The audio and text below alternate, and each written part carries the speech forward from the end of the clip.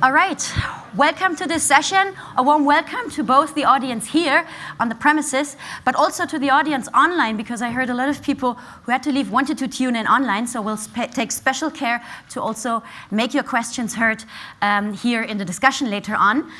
My name is Sabine Fuss. I have the pleasure to be your host today for a plenary session on systematic reviews on carbon dioxide removal. And my apologies that my lovely co-chair, colleague and friend Jan Mings can't be here today. He caught the flu and couldn't travel to Oxford, but Dr. Mai Bui from ICL over here graciously agreed to step in and be my co-chair, so this will still be a little bit of an Oscar Award experiences with two chairs. So I will also be joined by a whole number of people that help to create this ecosystem of reviews.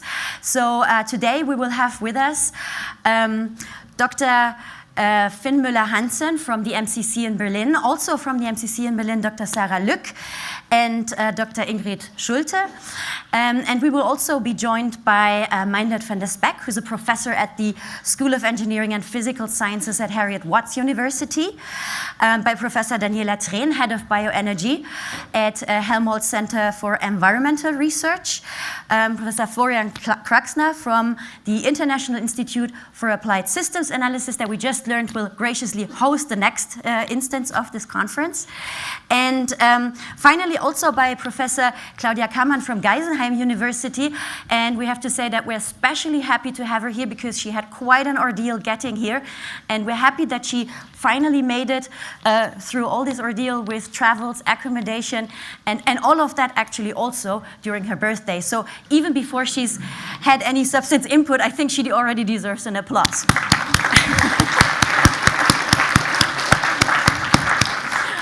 All right, so without much further ado, I would give you a nice, short, crisp introduction to the ecosystem of reviews and what we actually mean by that. And I think that what I have on my... Should I intervene? Do something? Or are you... I can just make it big myself. That's fine. Excellent.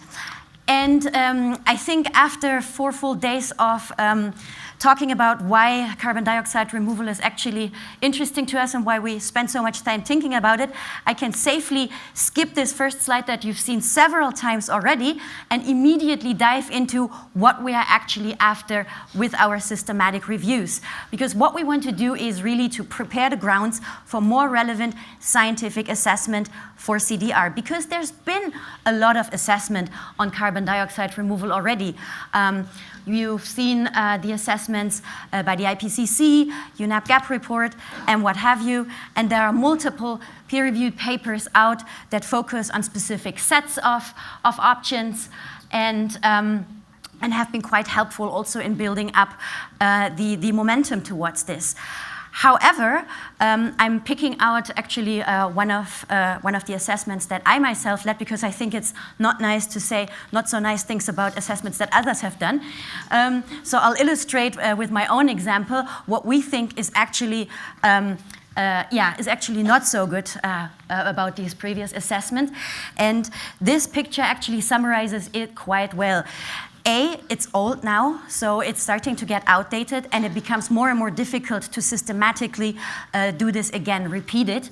B, it lacks granularity, right? You have these huge cost and potentials ranges for BACs and DUCs and afforestation and biochar, when we actually know there are very different pathways underlying these. So just having these cost ranges, potentials ranges is probably not what policymakers, modelers, and others look for when they're digging into this information. So what we actually want to do is to, yes, provide something new, but not just redo this, but to do something else. We want to specifically have something that has more granularity, that also allows for going away from this global focus and sort of taking into account that a lot of the information will be context specific. It should be rigorous. We want to compare this. We want to make it repeatable. It should have more detail. Like a lot of the times, especially in the large international assessments, you have only very, very little space to cover the different technologies. And by all of that, make it more policy relevant and also more usable for other customers, like, for instance, modelers. However, this becomes more and more difficult. We see an exponential growth in the literature as we're approaching the 7th assessment cycle of the IPCC. And so it becomes clear that it's very, very difficult to go through all of this by hand and remain on top of this. So this is why we thought about creating an ecosystem of reviews. And some of you that were in the Gothenburg conference may actually remember that Jan and I were standing here, we're making a plea to approach us to be part of this. And this call is, of course, still open. This is something that's dynamic, that's growing, and I'll be saying something more about it in a minute. So we base our efforts on some work that Sarah Lück at the MCC was leading as a part of the CDR Sintra at Syria Terra, BMBF-funded work that has been presented here several times already. And what she did was to go really out there and look at the whole literature that's out there on carbon dioxide removal and map it out. And what we see is it crystallizes out that we have certain clusters around certain technology groups. But rather than now going and having cost ranges, potentials ranges, and all this information in one paper, we want to have in-depth papers on each of those. So a coordinated synthesis providing rigorous, detailed, and comparable assessment of the available knowledge. And for that, we want to share the same definitions across those papers, the same assessment methods, the same review design, so as to make it comparable across. And then we actually come up with these 8 different review teams at the moment. But as I said, it's open. We're not covering all the clusters. And if you feel there is something that you would want to cover with a team, then please come forth and approach us. And then, of course, there are a couple of themes, topics that apply across whole sets of CDR technologies, such as MRV, such as public acceptance, such as governance issues, and that will lead to so-called cross-cutting reviews, going into those across the different technologies and practices for removing CO2. So how do we do that? How do we go from here? As I said, we have these expert-led review teams, and each review team has leaders, and those form a scientific steering committee. And with those, we've been sitting and we've been co-developing a protocol so that we have a harmonized approach to the assessment, making what comes out of this also comparable and repeatable. And as I said, this is supposed to become then, to make the outcome more policy relevant. But as you see, I've also listed some of the projects that you may have come across in this conference as well. So for instance, as part of the Uptake project, we also hope that we can use the output of this as input, for example, to expanding the CDR portfolios in integrated assessment modeling. So you see that there's hopefully a lot of use coming forth from this. And without much further ado, I would introduce briefly the teams. So we have afforestation, reforestation, led by Julia Pongratz and Florian Köxner. The BECS team, led by my co-chair, Mai Bui, and Daniela Tren and Niall McDowell. And direct air carbon capture and storage, led by Meinert, who I've already introduced. There's one on geochemical CDR, pulling together both ocean alkalinity and enhanced weathering, led by Jens Hartmann and David Keller. Durable storage and products is something led by Volker Sick that's been just added, so they're not far into the process yet. Blue carbon, Wilfried Rickels, Tiffany Schroeder, and I think I saw actually Christian was also working on this from Kiel, so approach him as well. Biochar, led by Annette, who's hopefully with us online, and Claudia, who will be joining us on the panel, and the soil carbon sequestration, which is led by Pete, and also actually by Sylvia, who will join us on the panel as well. And then also a whole set of crosscuts that have already emerged on public perceptions, led by Finn, who will be speaking. MRV, led by Ingrid, and you'll get a first glimpse of results in a second about that. Scenarios will also be an important crosscut, and that's led by Matt Ginn, who you've seen in this conference, and Jessica Streffler, who already had to leave but is hopefully also tuning in online. Side effects, and we will hear about that from Sylvia, and governance, as I said, also covered by Sarah. So we can't cover it all today, but we'll have this panel of people that I already introduced working on those parts sort of exemplarily for the whole ecosystem of review team. We'll be sitting here and answering your questions. But before doing that, we want to have some exemplary illustrative first results so you can picture how this will look like. And so I would give it over now to Meindert to basically show us what the DAX team has already been coming up with. Wow, what an introduction. I hope I can keep your pace. I didn't have my coffee yet. Okay, so direct air capture and storage, and it's one. I was lucky, and maybe that's why we have some results already, because we only have 800 papers to review. Only, I say, because some other CDR pathways have many more indeed. So what we start with, and we like in a classical review, we start with giving an overview of the technology, right? So we discuss technologies and try to get some information out there. And we've done reviews on DAX before, but this is kind of the classification that we've done now. So there's solid sorbents, there's liquid sorbents. Well, we know all that, and then there's more liquid sorbents with amines and amino acids. There are some electrochemical methods. Mineral looping and/or membranes, and then at the very bottom there's something fancy called cryogenic, which 2 years ago I think people were still interested in, and now maybe not so much anymore, and we'll see why soon. Maybe one highlight from this slide is that the max TRL that has been achieved by some of these technologies varies very much. We know that. Some are very novel, others are not. I assigned solid sorbents a 9 with Orca and Mammoth in place, and I also assigned Heirloom actually a 9 with their, although it's small, but they call it the commercial plants. They sell the credits, so commercial is commercial. If you sell the credits, you're commercial. You can also see a big differentiation between the amount of pilot and commercial plants built. So obviously in solid sorbents there's many more than in many of the other technologies, and some technologies don't have any pilot plant built yet.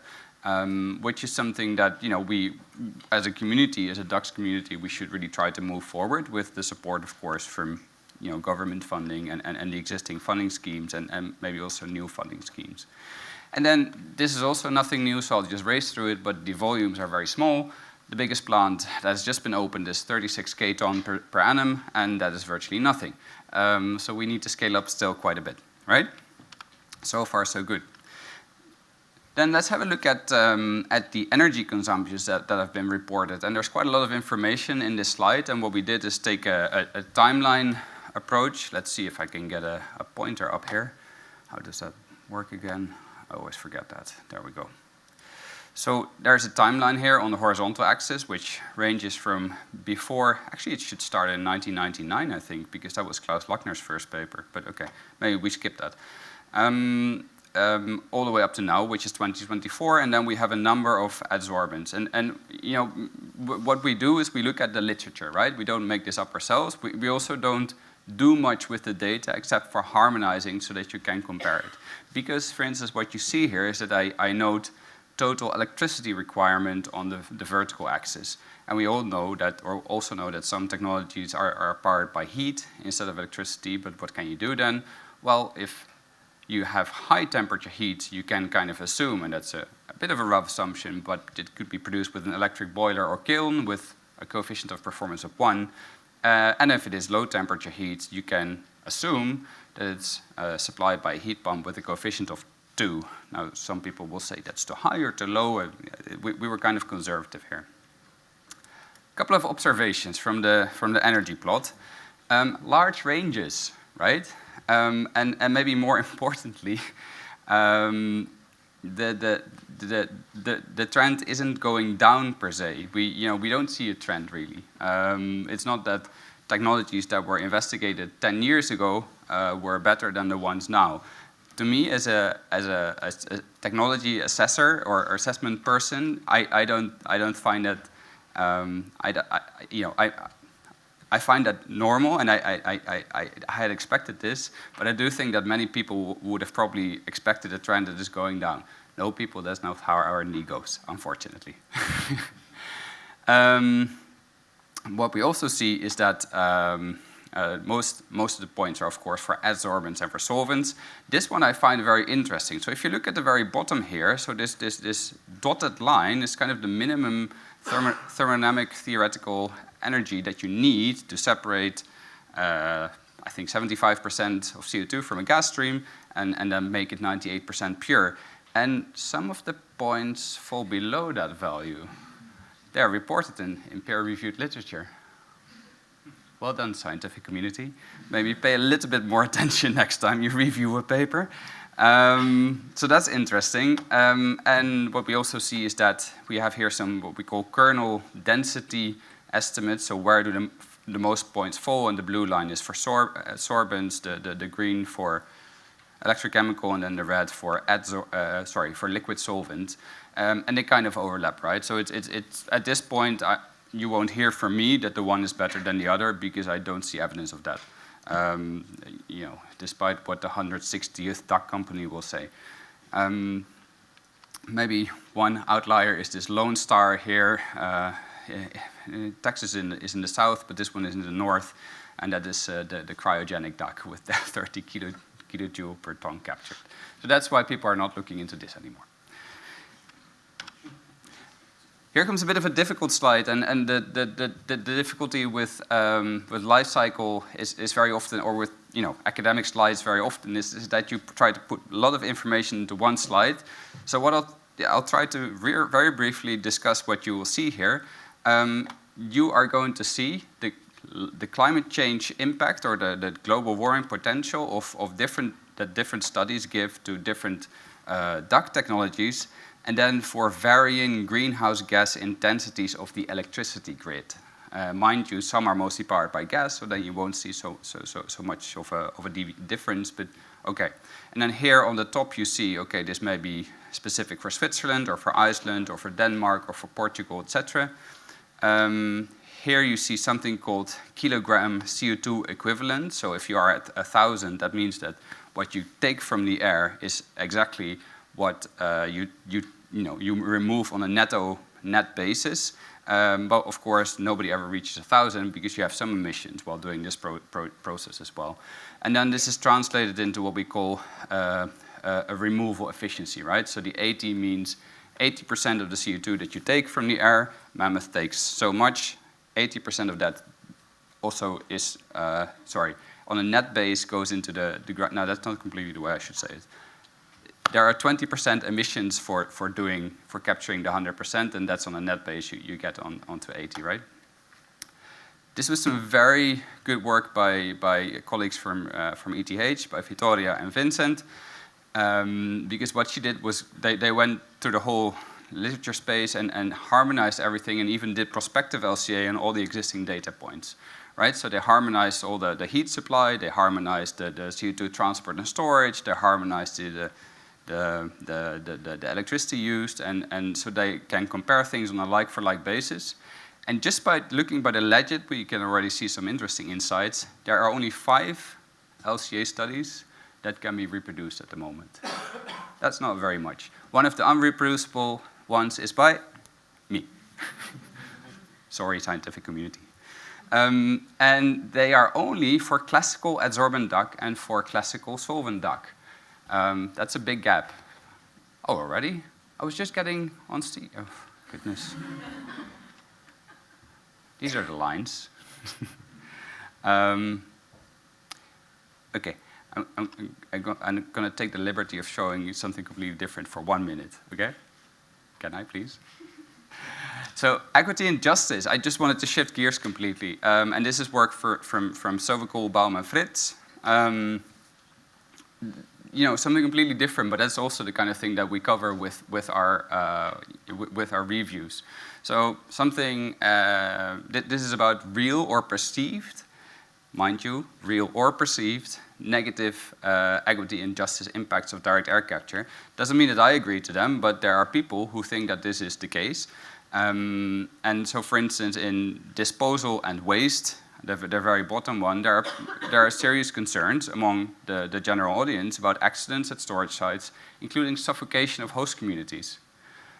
Now, we as a scientific community need to do something with that, right? Because if this is a genuine concern, then we can't ignore that, right? The impermanence of long-term storage, earthquakes, energy penalties, and increased resource waste. I'll stop it here. I won't read the rest of the slide. But it gives a flavor of the results that we have elicited from the literature and that we will continue to do.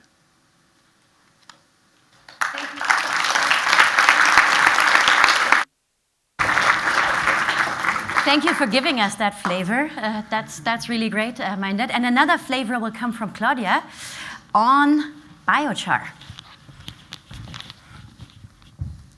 Yeah, thank you so much for letting me dive shortly into this huge amount of literature. Just for reference, PYX means pyrolysis with carbon capture and storage. It's one of the terms in the literature. So page up and down, yeah. What challenges do we face? So we have a kind of very broad space where biochar research is done.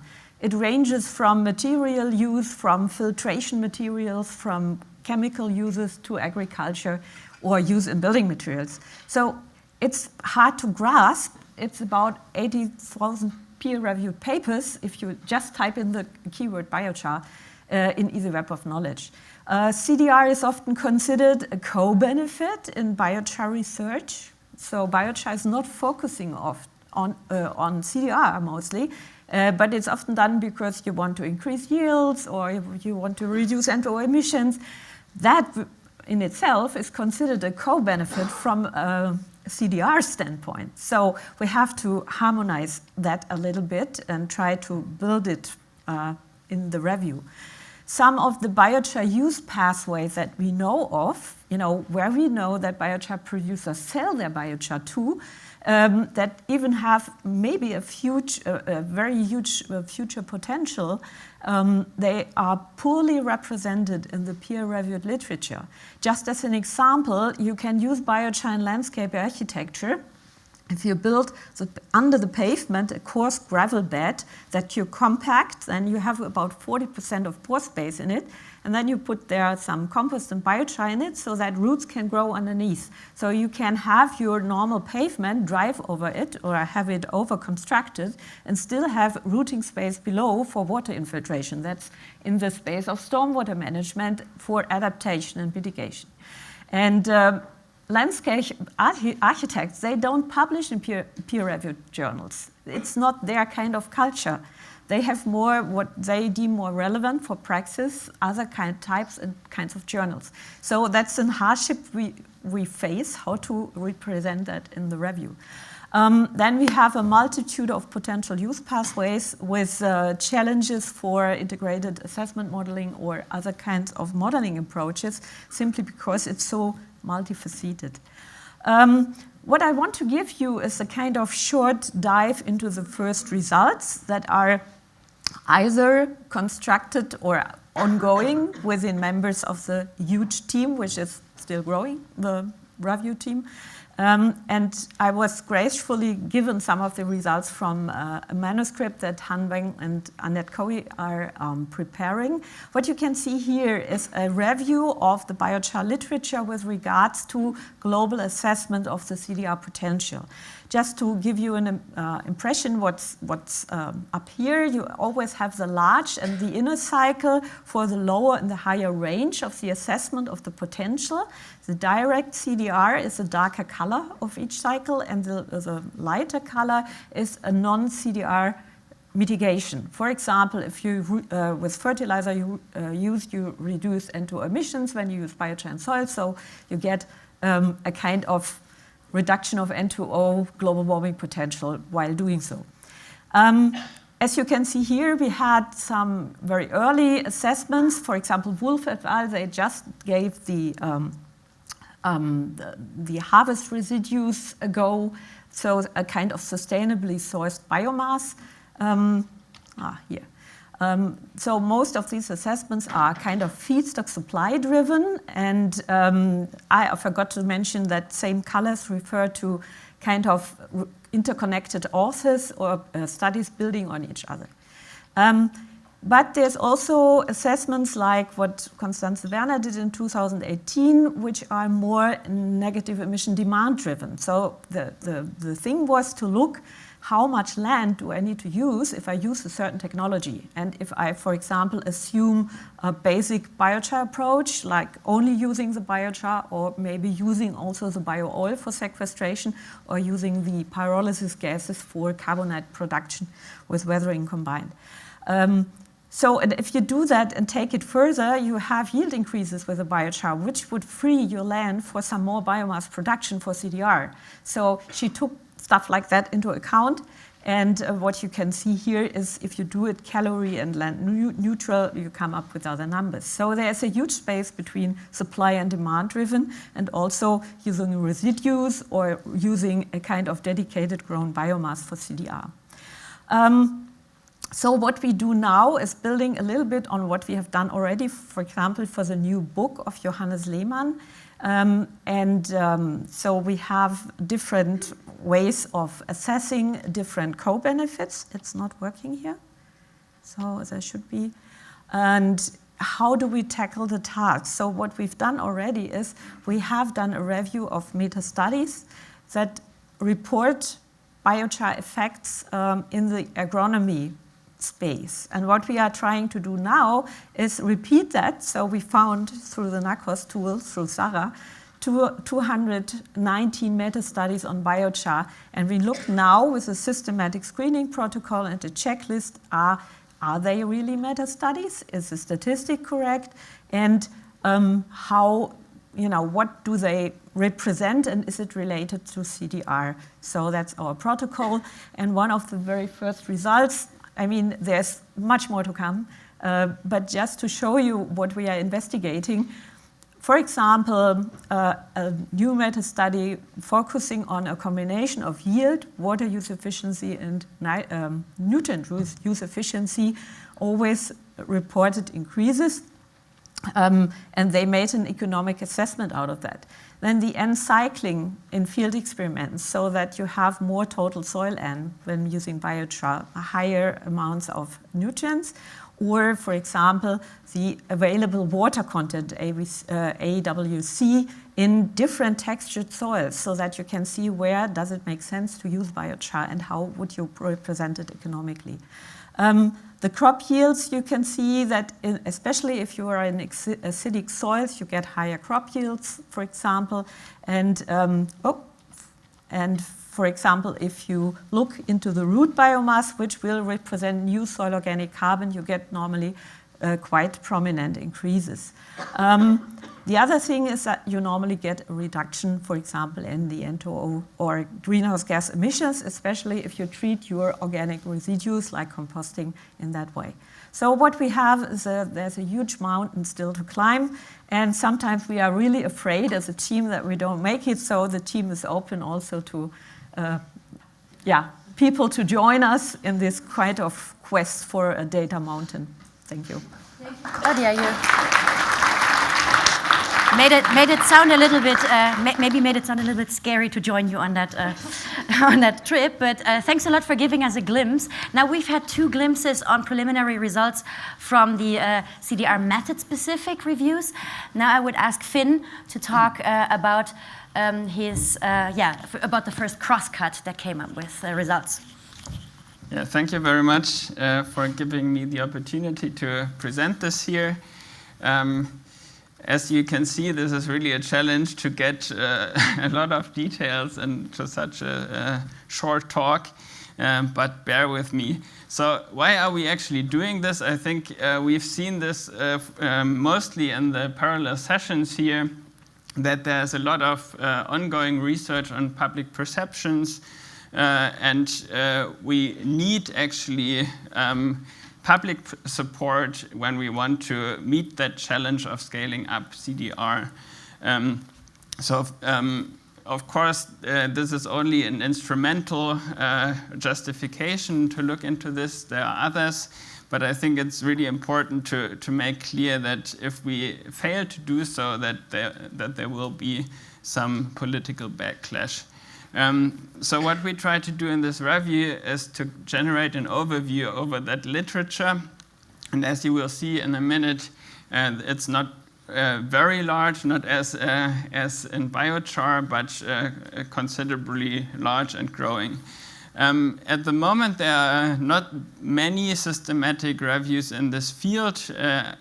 These are only 2 that try to attempt, or these are attempting a systematic overview, and they didn't find a very large number of studies. And what we try to do here is update them, make the search more comprehensive than they did, and using dedicated qualitative and quantitative synthesis methods to actually synthesize the knowledge. Our main research questions for doing this are how does the general public and interested parties, which has not been reviewed yet, actually view CDR, and more specifically, we are interested in drivers that actually influence this perception. So we started as well with a protocol and pinned down the literature that we're interested in. So we did a systematic search of the literature. We used some machine learning to filter some of the literature, but in the end we did manual screening based on 3 inclusion criteria. So the study needs to cover CDR, it needs to use empirical research, and it needs to investigate perceptions. And especially the first one, just to mention it, it's not always clear how you actually draw the line between CDR and non-CDR, because some of these methods are not primarily concerned with carbon sequestration. Sometimes this is only a side effect. So in total, we got about 160 studies, and now we are in the process of somehow making sense of what we got here. Just to give you a glimpse of what we try to do with this systematic synthesis I was referring to earlier.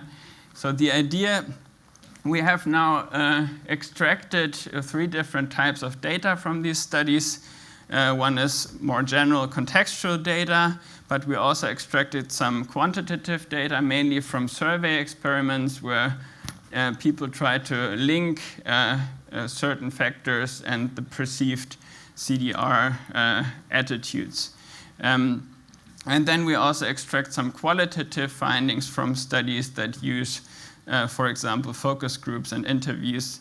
And the idea is to do then systematic meta-analysis for the quantitative data and thematic analysis for the qualitative data, and integrate these 2 in the end.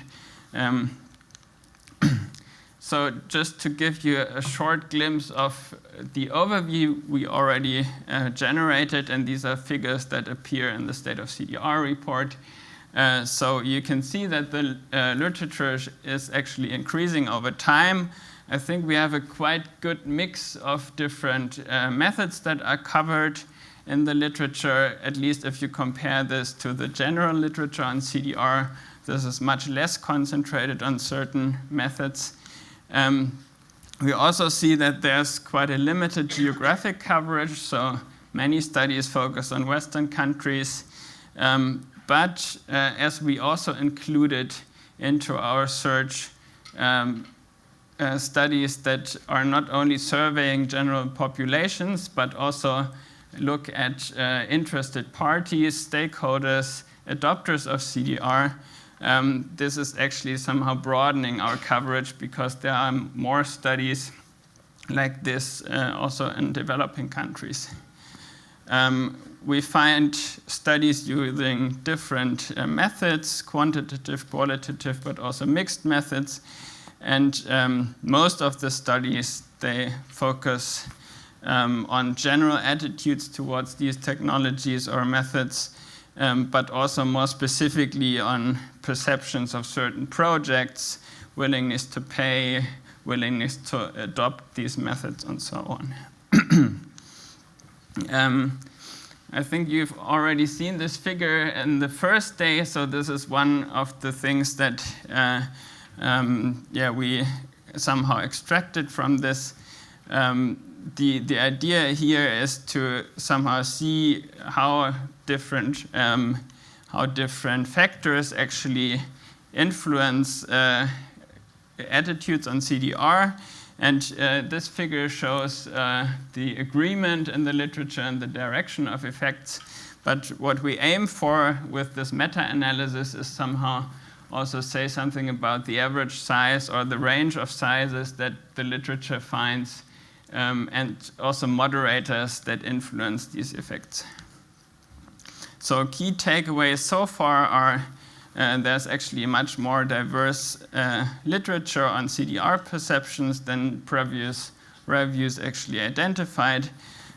We find that studies mostly show a low awareness, at least for the novel CDR technologies, and mixed to positive attitudes. And this is very dependent on the CDR methods that are studied and the conditions for and the deployment context. And yeah, ongoing synthesis will then hopefully give us some more ideas how these studies come together, how they vary, and what drives this variation. Thank you. Thank you.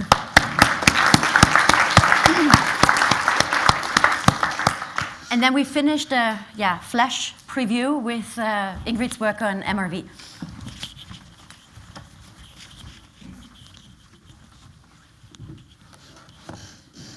Yes. Hi, everyone. I'm Ingrid Schulte from the MCC, and I'll just talk briefly about MRV of CDR. So I don't think I need to tell anyone here why it is or why it's important. I think Paul and David did a really great job of that yesterday, or the day before, I can't remember, in the plenary on MRV. So what I'll do is actually just highlight 2 ongoing evidence synthesis efforts on this topic. So one is a systematic review of the literature, similar to what was previously presented on the underlying science of MRV across different CDR methods. And this one's led by me and a part of the ecosystem. And I'll also just highlight actually a complementary study that I think is very relevant, that's led by a colleague of mine at ETH Zurich, Diane. I think she's here somewhere. Yeah, she can raise her hand. And it'll be a very brief snapshot of these. So I do encourage you, if you're interested, just come to talk to either of us or reach out. I'll have our emails at the end. But the idea is with these 2 evidence synthesis efforts, we hopefully can contribute a bit to helping to understand actually the MRV landscape and identifying where there's gaps and where we need to go. The hope is eventually that we can synthesize these 2 reviews into one to answer questions like what would maybe a science-based scheme look like, or where are gaps between where the science is at and actually what is being stated in practice in some of the MRV protocols.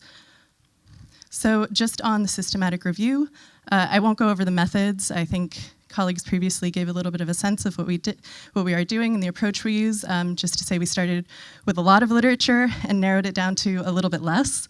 Maybe just to highlight, we're coding basically information on MRV across a range of topics covering different aspects of MRV, but really focusing on information on quantification and verification. So actually, how do we know CO2 is actually removed, and how do we know it's actually being stored and staying there?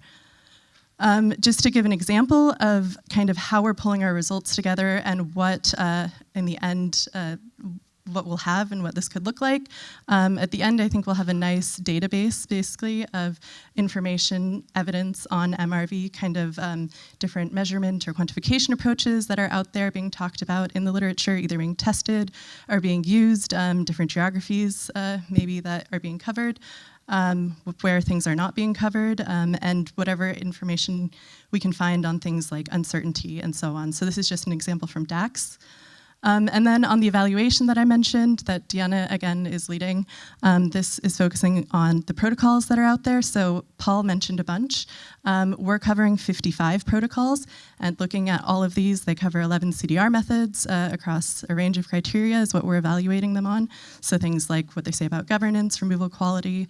And here, just to, again, give an example of the kind of information we're pulling out. So in the columns, you see 3 categories of information we're looking at of, many more. the table will go on, but we're looking at what these protocols say about things like climate impact or durability and uncertainty. And you can just see in the rows some example for some of the standard bodies that are out there and some of the methodologies that exist around, biochar by Pro-Earth, for example. Another thing that we're doing, again, in the study that Diana is leading, is trying to put together these system charts for each CDR method. So here you can see kind of the flow, the process of biochar, and what we're trying to do is actually look at what parts of this process are covered by different CDR methods, by different CDR methodologies, which I think will also be quite relevant as we start to think about, what standardized methodologies and so on should look like. So where do we go from here? These are two very ambitious evidence synthesis efforts, I think, and it's been a very iterative process that we've gone through together with our collaborators to try and develop the right coding approach, the right methodology for actually extracting this information, trying to balance, an approach that is simple enough for many people to be involved, but that will also get the level of granular information that we need.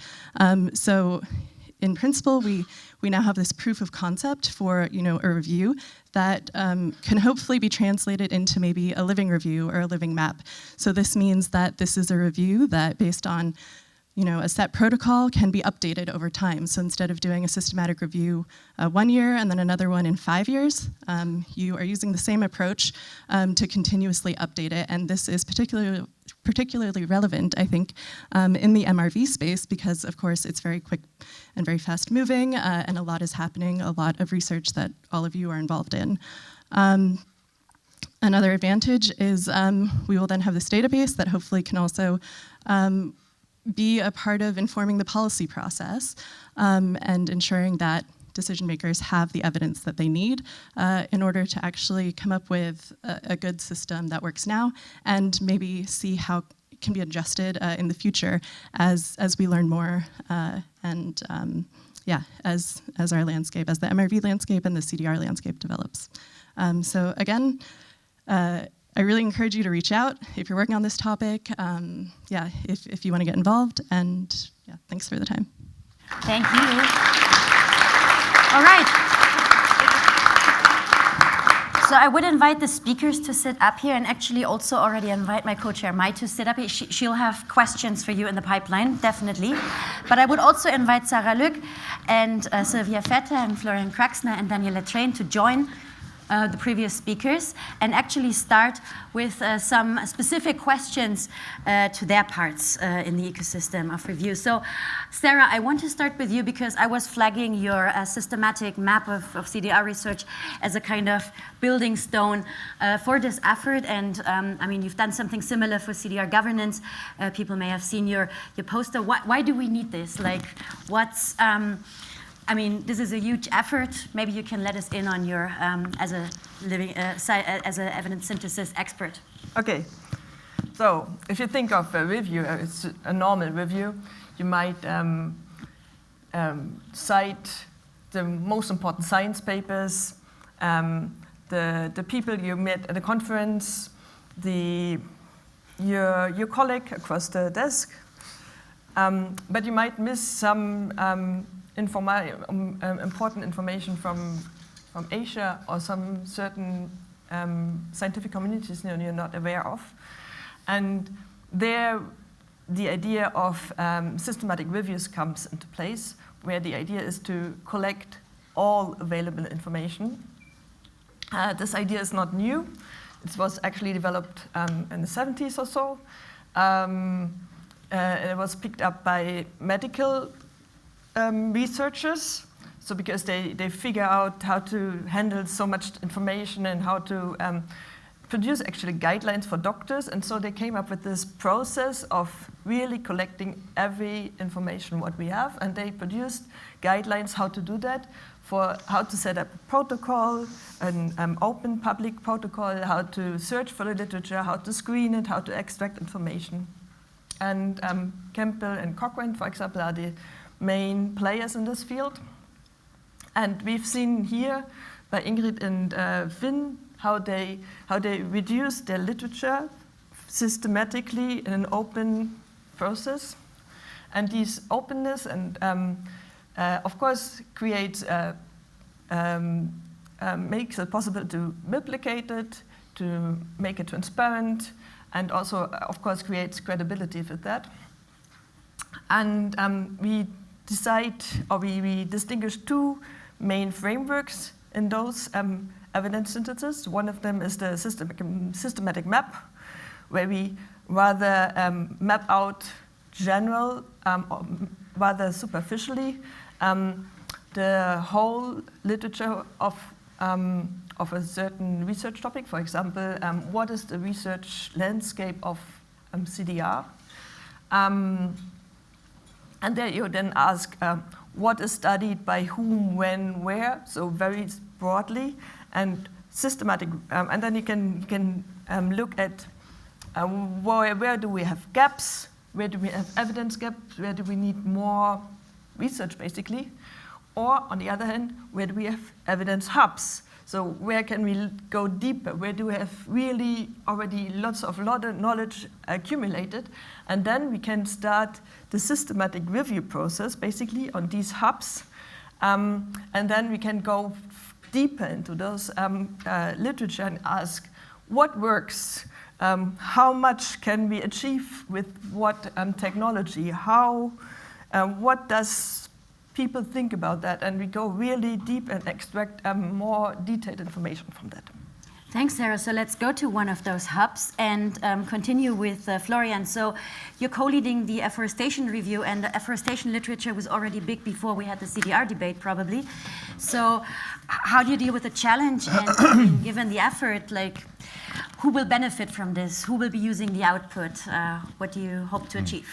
Well, first of all, thank you for having me here. I think forestry itself here is not so much on top of the discussions. However, I had the feeling that building up upon what Sarah said, it's an immense community service. I mean, we are really pulling everything together, and I guess everybody here in the room, I hope so, is waiting for a systematic review on forestry, afforestation, reforestation, restoration, etc. No, but also the policymakers are, of course, big fans of getting something condensed and with a systematic assessment, synthesis of the literature, etc. This goes in reports, be it regional policymakers from the EU or globally. IPCC communities are waiting for that one to pick this up into their recent reports. IPBES, what have you, in this direction. IEA Bioenergy, etc. All of them are actually keen on getting condensed information, and somebody who is basically silly enough to screen 59,000 literature entries here in the afforestation, reforestation, and restoration domain. And as you can imagine, this is only possible if you have this cool help. Like Sarah said it before, we need to align our algorithms here, and we also need to apply artificial intelligence in order to further bring this down. And if we think about the first one, which you have shown here, of these reviews, which showed, for instance, an afforestation potential of maximum up to 4 gigatons per year by 2100. The second round that actually also you led already showed 12 gigatons by 2100 per year of a maximum take up. I hope that the one we are doing shows yet different figures. I say different, I don't think that this increase necessarily has to continue, because, well, if we now consider that people woke up and say, oh, all these disturbances that might kick in, what's the permanence of all these technologies here, particularly in the land use related CDR technologies, what are the different types of tree species that we can use for doing something like that? Should we only look after productivity, or isn't there also this little thing like biodiversity that we have to consider when doing so, etc.? So I'm not so sure if these novel figures will continue this trend. Thank you very much for that. So let's go to another hub. So Daniela is co-leading actually with the BECS review. And BECS has been part of the CDR debate from the beginning, has been quite prominent. But if you take a step back, look a little bit more at the bigger picture, there's a lot going on now, right? We've been talking about the process of the upcoming IPCC methodology guidance. Then we've heard from Fabian Ramos on a panel 2 days ago, I think, about the advances on the carbon removal certification framework and so on. So how do we link with this, with the review? Yeah, thank you also from our side that we could shortly present the BECS part of this large ecosystem reviews. BECS is in a very happy position. We only talk about 2,000 scientific papers, and what we also see is there's, let's say, some specific complexity and also dynamics. What do I mean with complexity? We have in BECS not only the, let's say, removal part, we also get energy from it, and we talk about quite different energy pathways like combustion, thermochemical use, but also fermentation or also advanced biofuels. So this is one aspect, and I come back to the question, what does it mean also for the certification frameworks, because it's quite broad. And the second aspect is we really talk about huge amounts of biomass, and in contrast to maybe afforestation or forest issues, the BECS expectation has declined over the reports because of the biomass question. So how much biomass do we have? How much land do we have? And this is also quite a critical point of complexity. Maybe some very first observation here. We have talked here the last 2 days mainly about, we should use agricultural residues or forest residues or other residues and wastes. But if you look in the literature, the huge amount of BECS assessment are still using a virgin biomass. So I think we at least would expect that there is a research gap at the moment between, let's say, different resources which are used. Coming then maybe with 2 sentences back to your question, what about the common framework of the Commission, for example? So BECS is named there as an industrial approach. And we will see what will happen in the future, but maybe just a last observation here from the bioenergy field. I mean, bioenergy in many regions, at least in the EU, is clearly certified or has to be certified to be accounted as a renewable resource. Yeah? We have now Renewable Energy Directive 3. And what did we learn there? Yes, we can make sure that certain ecosystem services are not destroyed. For example, carbon degradation of land or high species regions. However, it is quite difficult to come up with standards there. And it ends up in discussion like, should we use roots or is it sustainable or not? And I think we should be aware that those kinds of discussion might be more important than just only the CO2 certification. Which is just the right word to go over to Sylvia, because not just CO2, Sylvia is actually not only in the soil carbon team, but she's also leading the crosscut on the side effects. So basically, what kind of impact do we have on non-CO2 issues by scaling CDR? So Sylvia, what can we expect from your side? I try to keep it short. Yes, please. So we had several challenges and still facing some challenges. The first one is actually to define or what we understand of side effects. So in the end, we decided we go with everything besides the CDR. So the removal of CO2 is a side effect. And what we hope is to cover the full picture, so really to see the impacts of different environmental factors, so air, water, soil, plants, land use as well, with some social aspects, like for acceptance as well, for policy acceptance. I forgot my notes, so it's a really long wish list, with also on resilience as well, hazards impact as well. So we try to get evidence for all the CDRs on it and want to include not just the deployment, but also on the provisional materials and energy use and so on as well. So in the moment, I think all the teams face a large amount of papers and how to gather actually the information and all the data we can get out of it. We expect to get quantitative as well as quantitative, and then the biggest challenge will be once we have, or all the teams have as much data as possible, that we will sit together and try to harmonize it so that we can really provide a picture where we can compare not just the CDR potential, but as well all the other side effects as well. Well, thanks very much, Sylvia. And now I think a lot of questions probably arose, and I'm leaving my co-chair Mai in a very, very bad situation of just having 5 minutes left in this session.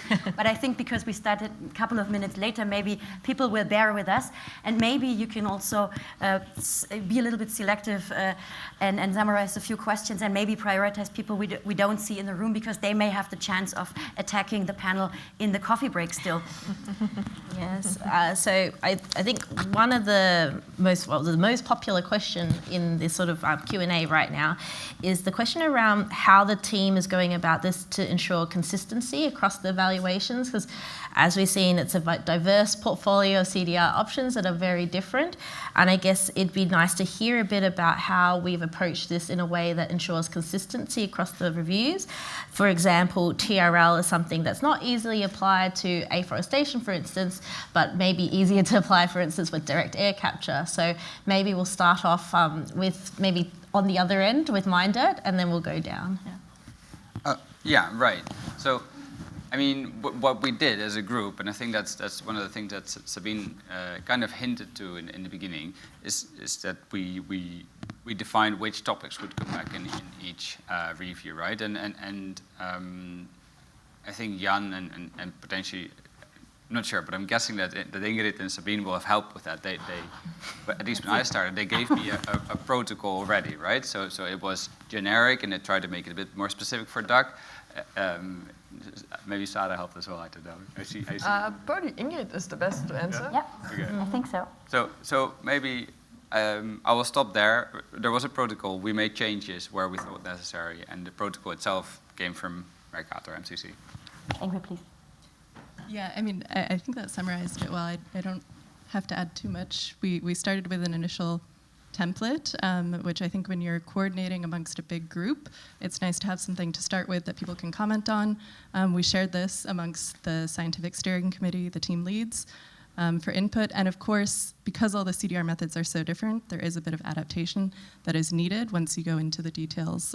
But we're trying to be consistent in terms of, what information we want, what units are collected, for information, so on, and part of that is, having just a lot of discussion, I think, between the scientific steering committee. We also had some sub-working groups to figure out specific sections like the techno-economic assessment and side effects and so on. Great, yeah, sure. So another question, it keeps jumping.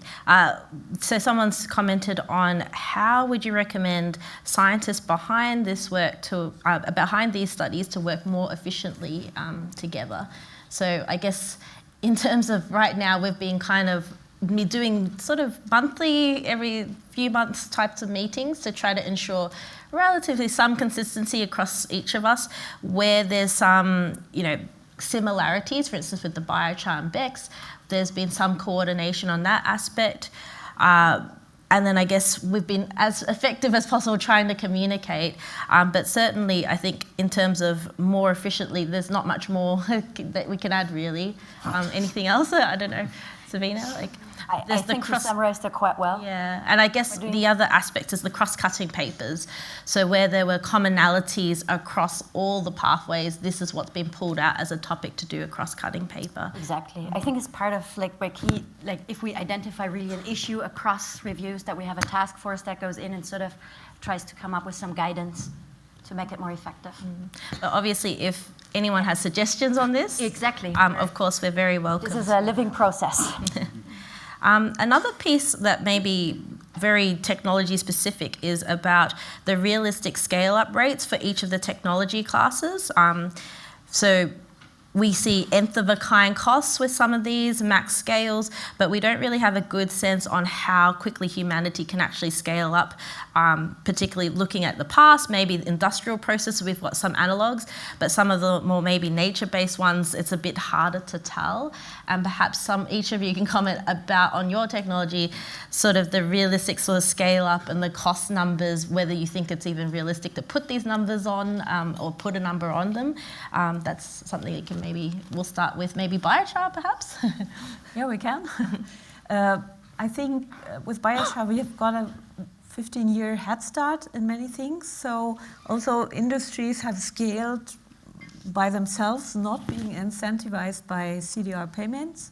It was always a felt kind of co-benefit or motivator for young business and enterprises entering this space. And I think if you just want to earn money, that's not the easiest way to do it.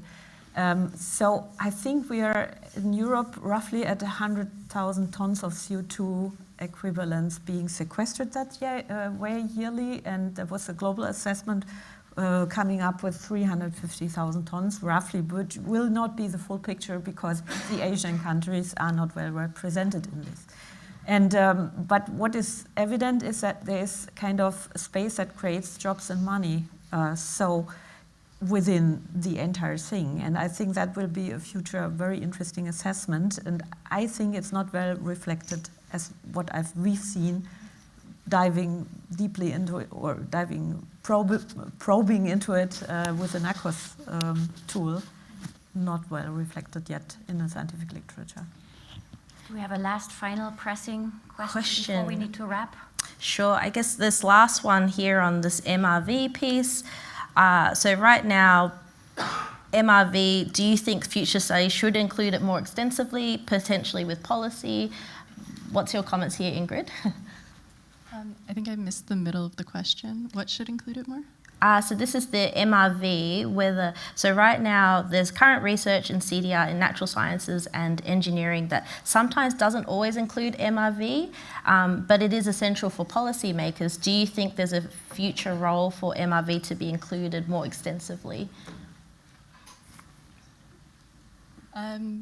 Yeah, I guess it would depend on the research. I think there's a need for still very fundamental scientific research on different CDR methods. We know a lot more about some than others.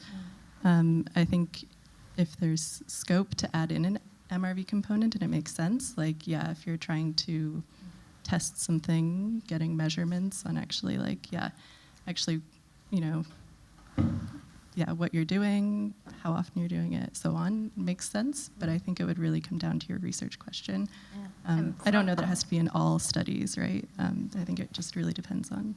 From your overview, did you find that there were any gaps in specific CDR types or approaches, that there was still a lack of information on the MRV side compared to others, and which were more well developed? Oh, sure, yeah. So we're still coding papers. There's clearly a lot more information on the land-based CDR methods than others, I think because people have been researching them for a long time. There's more of a history with forests, also beyond CDR, for example. I think one thing that we're hoping to do is also map out geographically where there's information. That's something that we're pulling out. So if you're testing something, I don't know, applying enhanced rock weathering somewhere, having an overview of actually where research is being done and where there are gaps is something that we'll be able to show once the study is done, which I think will be important for people here to take up. Right, I think we have to wrap it because you've been a very patient audience. Thank you so much for it. I couldn't possibly summarize what we've been hearing here, so I won't even try. I thank both the online audience and also the audience here to send a question. Sorry that we didn't have time. Inge, it would have been so nice to pass around the microphone because it would have been so nice and inclusive, but we didn't have the time to go there. I want to thank all the panelists, speakers, and especially Maya also for jumping in for Jan. And should you have any open questions, questions, please feel free to approach the panelists, me, and as I said, it's an open process, so everybody's welcome to also hop on the EOR train. Thank you.